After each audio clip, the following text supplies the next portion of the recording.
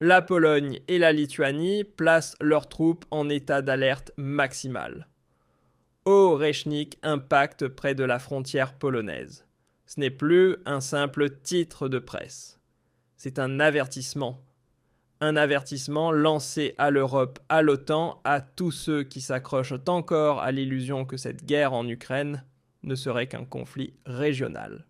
Cette nuit, Vladimir Poutine a lancé son missile le plus monstrueux et pas vers une cible quelconque. Non, il l'a envoyé tout droit vers la frontière ouest de l'Ukraine, à un souffle de la Pologne. Et oui, c'est exactement ce que ça semble être une menace. Un message limpide, brutal, sans la moindre ambiguïté.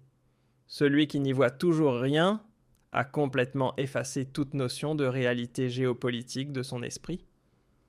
Le missile Orechnik 36 ogives, dont 6 principales capables de se fragmenter à l'impact. Capable d'être conventionnel nucléaire ou anti-bunker. Cette fois, il a été utilisé pour frapper une cible qui ferait pâlir même les stratèges militaires chevronnés, une installation souterraine de gaz à Struy, à environ 60 km de Lviv, tout à l'ouest de l'Ukraine. Les vidéos qui circulent sur les chaînes Telegram russes montrent une boule de feu secouant des quartiers entiers. Le maire Andrij Sadowy parle de dégâts critiques aux infrastructures, et c'est encore un euphémisme. Selon les services russes, l'un des derniers grands réservoirs de gaz ukrainiens a été réduit en poussière. Et voilà, la première vérité brutale, ce n'était pas un tir d'avertissement. C'était une frappe stratégique ciblée. L'élimination d'une source d'énergie représentant plus de 50% de la capacité de stockage de gaz de l'Ukraine. 17 milliards de mètres cubes anéantis.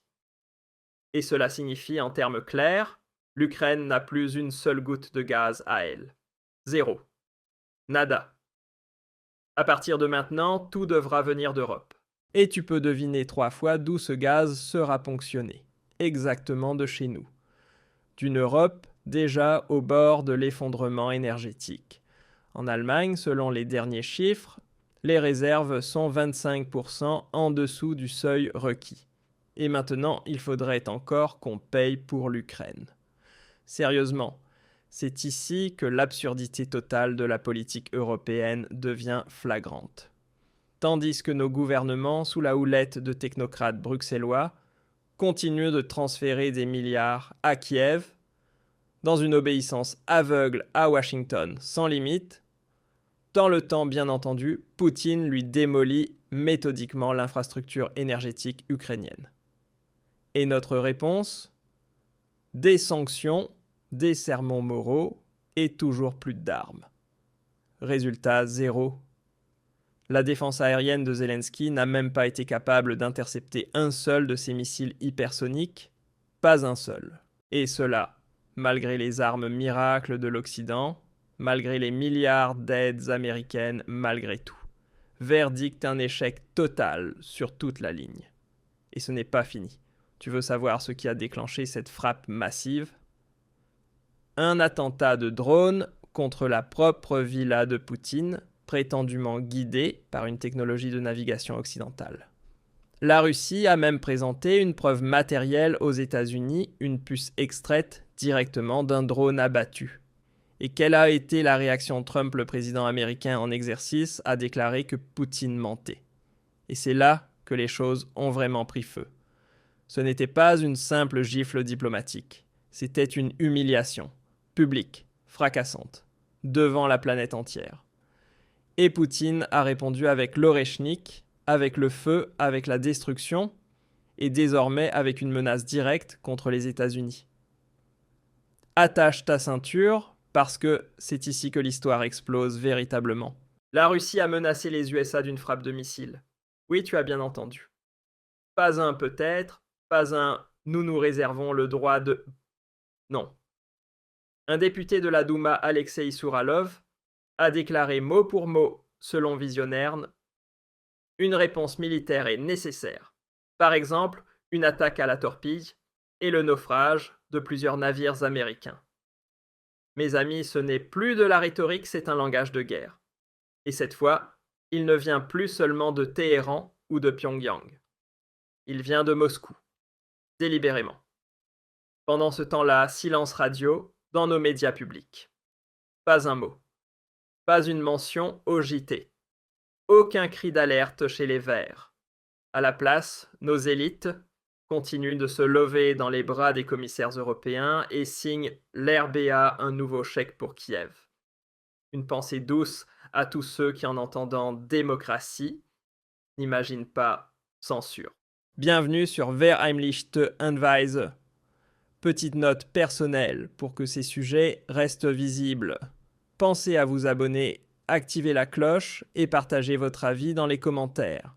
Et maintenant, imagine un instant ce que cela signifie si cette escalade continue, si les Russes passent à l'acte, si cette menace contre des navires américains devient réalité.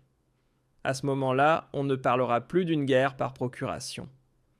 Non, on parlera d'un affrontement direct entre deux puissances nucléaires. On parlera de scénarios où Washington-Moscou et possiblement aussi Berlin ne seront plus de simples spectateurs, mais deviendront des cibles. Et que font nos dirigeants à Berlin? Que fait Friedrich Merz? Que fait l'Union européenne? Ils tergiversent, ils minimisent, ils se taisent. Alors même que l'attaque de l'Oreshnik ne laissait place à aucune ambiguïté. Non seulement elle a ravagé l'approvisionnement en gaz de l'Ukraine, mais elle s'est produite à un souffle de la frontière polonaise. 60 km. 1 heure de voiture. Et cela aurait pu tourner bien autrement. Que se serait-il passé si une ogive avait dévié de sa trajectoire, si des débris étaient tombés sur le sol polonais, si une base de l'OTAN avait été touchée? Alors l'article 5 aurait été sur la table. À ce moment-là, il n'y aurait plus de retour en arrière possible. Et là, les choses deviendraient vraiment inconfortables dans nos villes, dans nos foyers, dans nos esprits. Mais pas de panique. Le Tagesschau nous assure que tout est sous contrôle. Et que fait Bruxelles? Que fait Ursula von der Leyen? Cette femme qui semble avoir une solution à tout, sauf aux problèmes qu'elle a elle-même contribué à créer. L'Union européenne annonce de nouveaux milliards de nouvelles initiatives, de réarmement, de nouvelles sanctions contre la Russie, contre la Chine, contre tous ceux qui refusent de se soumettre à l'impératif moral de cette prétendue communauté de valeurs occidentales. Or, ce sont précisément ces sanctions qui ont ravagé notre économie, déstabilisé notre approvisionnement énergétique et brûlé les derniers ponts diplomatiques. Pendant ce temps, d'autres l'Inde, la Turquie, la Chine négocient ouvertement avec Moscou et se frottent les mains devant l'aveuglement géopolitique de l'Europe. Mais le plus grand fiasco reste, et de loin, la politique énergétique allemande. Tu t'en souviens? La fermeture de toutes les centrales nucléaires, le GNL du Qatar à des prix lunaires, et maintenant que l'Ukraine n'a plus de gaz, il faudrait encore que nous alimentions le système, comme si nous n'avions pas déjà assez de nos propres problèmes. L'économie s'effondre. Les faillites battent des records, les PME sont à l'agonie. Et pourtant, à Berlin, on continue de nous marteler qu'il faut être solidaire. Solidaire d'un pays qui gaspille l'énergie à tour de bras, qui emprisonne ses journalistes, où la corruption n'est pas l'exception mais la norme, et malheur à toi, si tu oses le dire tout haut, tu seras immédiatement taxé de ami de Poutine. Voici un nouveau paragraphe traduit en français d'une longueur similaire et dans un style d'écriture proche de celui de ton texte original, mais peut-être devrions-nous précisément devenir ce que l'on qualifie de compréhensif envers Poutine. Pas pour tout approuver aveuglément, mais pour au moins tenter de comprendre l'autre camp vraiment. Parce que Poutine ne se comporte pas de manière irrationnelle, il agit de façon calculée, stratégique et par-dessus tout réactive. C'est l'Occident qui a encerclé la Russie de manière systématique, qui a franchi sans cesse de nouvelles lignes rouges, qui par le biais de l'OTAN a déployé des systèmes de défense anti-aérienne en Pologne et en Roumanie, et maintenant nous semblons surpris que Moscou riposte. Et qui porte la responsabilité de tout cela? Les citoyens, les habitants de Lviv, les travailleurs allemands qui risquent bientôt de manquer de gaz? Non.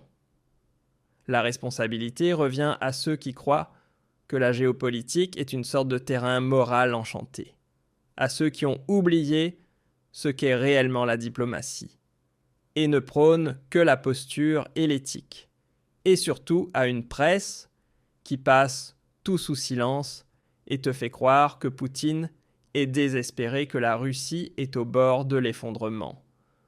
Au même moment, Moscou forge de nouvelles alliances au Venezuela, étend son influence en Afrique et mène désormais même des manœuvres conjointes en Méditerranée avec Pékin et Téhéran. Et c'est là le cœur du problème, tandis que l'Occident s'enfonce dans l'escalade et un fanatisme moral dangereux, le reste du monde construit un nouvel équilibre des puissances et l'Europe regarde. Pire encore, elle participe à un jeu déjà perdu. Une nouvelle série de frappes de missiles hypersoniques Oreshnik a eu lieu juste à notre porte, affaiblissant davantage l'Ukraine, déjà dépourvue de réserves de gaz, tandis que l'OTAN se rapproche toujours plus d'une confrontation ouverte avec la Russie et que le gouvernement allemand ne dispose ni de plan A, ni de plan B. Bienvenue dans la réalité. Alors salutations à tous ceux qui n'ont pas oublié ce que signifie le bon sens, à ceux qui sentent que quelque chose ne tourne vraiment pas rond, que tout cela n'est plus une série de coïncidences, mais un calcul politique. Que dis-tu? Vas-tu continuer à te taire pendant que l'Europe vacille vers l'abîme, ou est-ce enfin l'heure de se réveiller? Écris-le dans les commentaires et n'oublie pas de partager cette vidéo parce que rien de tout cela ne te sera jamais raconté sur ARD ou ZDF.